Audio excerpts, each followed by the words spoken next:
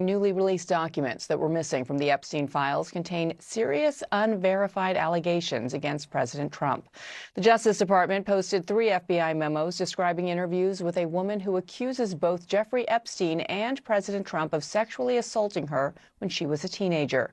The White House calls the accusations completely baseless. CNN's Paula Reed is in Washington with the latest. And Paula, these were missing from earlier file releases, right? That's right. And this individual was interviewed by the FBI 4 times. And initially, only 1 memo was released in that initial batch of documents released by the Justice Department. And that was an interview where she made allegations against Jeffrey Epstein, but not against President Trump. Now, yesterday, these additional summaries were released, and they detail the types of allegations that she made against President Trump, where she describes being introduced to him. She alleges that he asked everyone to leave the room and, quote, mentioned something to the effect of, quote, let's teach you how little girls are supposed to be, and then describes an encounter where he pushes her head down to his penis and then told agents she bit Trump, who then allegedly struck her and said something like, get this little expletive the hell out of here. Now, in her 3rd interview, she allegedly said that she was receiving threatening calls. And in her 4th interview, it's interesting, she told investigators that she was concerned about why she was even coming forward because the statute of limitations had passed.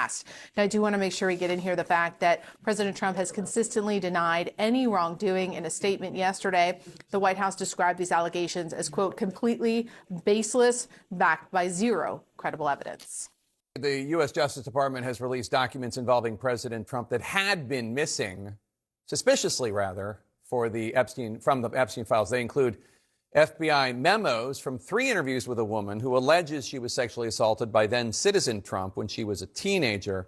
The president has consistently denied any wrongdoing. We should note that the inclusion of interviews in the Epstein files is not necessarily evidence of wrongdoing. It is an interview. White House Press Secretary Caroline Leavitt slammed the release of the documents, saying in part, quote, the total baselessness of these accusations is also supported by the obvious fact that Joe Biden's Department of Justice knew about them for 4 years and did nothing with them because they knew President Trump did absolutely nothing wrong, unquote. As the Trump White House continues to shrug off the scandal, Congress is pushing ahead, voting to subpoena Attorney General Pam Bondi. The subpoena to testify stems from the House Oversight Committee's investigation into the Epstein files and the federal government's handling of the case against Epstein and his sex trafficking accomplices. My next guest is a survivor of Epstein. Annie Farmer joins us now. Annie, let me start off by saying I know asking you about the worst experience of your life is not fun for you, not really for me either. How are you? Oh, I appreciate that, Jake. I'm doing all right. I'm glad to be with you. What questions might you have for Attorney General Pam Bondi? I have a lot. I was actually really happy to see that Pam Bondi has, there was people on both sides of the aisle came together to say that she needs to testify between the House Oversight Committee, because I think, when she was in front of the Judiciary Committee, she refused to even acknowledge survivors. The questions that were asked, there was a lot of, deflection and avoidance. And so really, we still don't understand how this release of information was so terribly botched when again and again, we see powerful people being protected and information about survivors, not being properly redacted. So I think we have a lot of questions for her. I'll remind our viewers that when Attorney General Bondi was asked about a matter relating to the Epstein files, she started talking about how the Dow had reached 50,000, and that's what members of Congress should have been focused on. Over the last few weeks, we have seen across the pond in foreign countries, investigations start, foreign leaders get in trouble, even a former member of the Royals. There has been some accountability for actions related to the case. What does it tell you that the U.S. government is not, at least as far as we know, doing so in terms of investigations and accountability?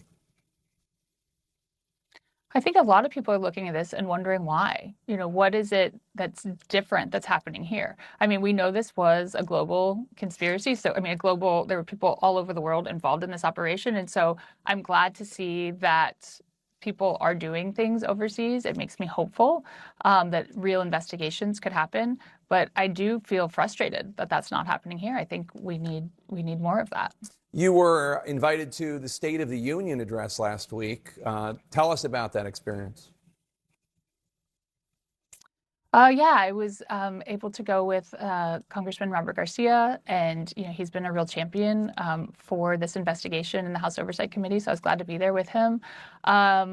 It was actually pretty challenging, though, to sit through Trump's speech when it seemed like he just had a different vision of the country that he was presenting, a different vision of events. He, of course, did not acknowledge any of the survivors that were present, and we weren't really expecting him to, but we were there to remind him that we're not going away, that, the United States, I think, is very much still interested in getting to the bottom of this and wants answers.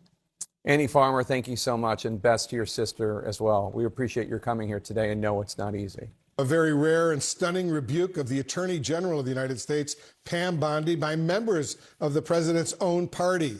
Yes, 5 Republicans on the key House Oversight Committee defying their chairman and joining with Democrats to subpoena Bondi over the Justice Department's handling of the Jeffrey Epstein case. CNN crime and justice correspondent Caitlin Polantz is here with us. So tell us more about what these lawmakers want from the Attorney General. Well, they're making a turn. A lot of this investigation the House Oversight Committee has done around Jeffrey Epstein has been talking to people about Epstein himself. They brought in former President Bill Clinton for a deposition. They had Bill Barr, a predecessor of Pam Bondi. But now it's a question of how the Justice Department, under Bondi's watch, handled the redaction, the processing, and the public release of these files after Congress mandated transparency for them. The Representative Nancy Mace, a Republican on the committee, was the one that moved to subpoena Bondi for testimony about this and has made clear one of the issues here for the committee is that not all of the Epstein files have been released. Congress is not happy with the Justice Department and with Pam Bondi. And really, it has been a boondoggle for the Justice Department as they've been working through these files and getting them up. There were failures to redact information of victims, exposing survivors' private information. There are documents that have not been released still and questions about that.